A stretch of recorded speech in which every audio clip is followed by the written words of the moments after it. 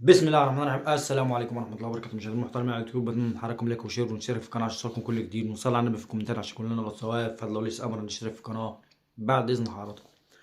كل عام وانتم بخير. طبعا يا جماعه، النادي الاهلي خرج من دوري ابطال افريقيا النهارده. نادي الزمالك بيفوز على نادي اوتوهو وبيصعد للدور القادم من الكونفدراليه، في وقت خرج المصري من نفس البطوله امبارح.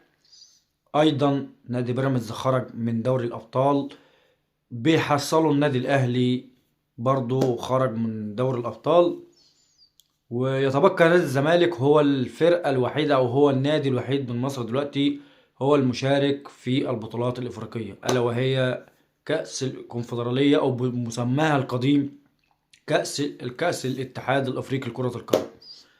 طبعا يعني الزمالك مثال يا جماعه، والله الزمالك مثال في الوقت الحالي.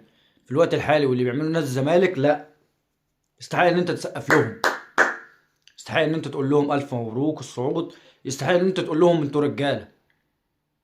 الف مبروك لجماهير نادي الزمالك، بجد الف مبروك للاعبين، الف مبروك للجهاز الفني. يعني ما ينفعش تقول غير كده، ما ينفعش تقول غير كده لجماهير نادي الزمالك ونادي الزمالك في وقت انت فرقتك يعني عملت كل حاجة غلط السنة دي، والسبب في مجلس الإدارة زي ما احنا قلنا.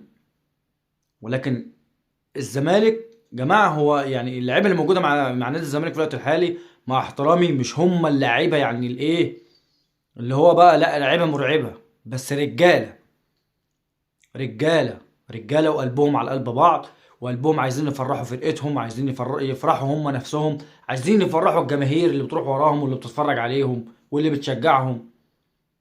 ده ابسط حاجه يعملوها يعني للجمهور اللي ماشي وراهم ده، والجمهور اللي بيشجعهم وبيتفرج عليهم. بجد انتوا رجاله، كلامي اللاعبي نادي الزمالك، انتوا رجاله وتستحقوا والله، بجد تستحقوا.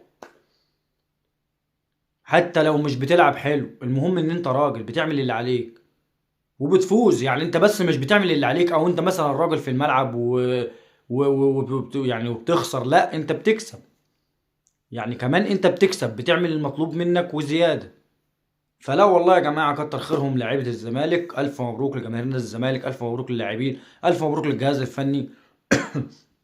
تستحقوا والله، لان انتوا بجد لعيبه رجاله، لعيبه قلبكم على قلب نادي الزمالك، قلبكم على نادي الزمالك عموما. عايزين تفرحوا جماهيركم، عايزين تعملوا حاجه. شابوه والله، وما بياخدوش فلوس في الاخر. شابوه والله. السلام عليكم.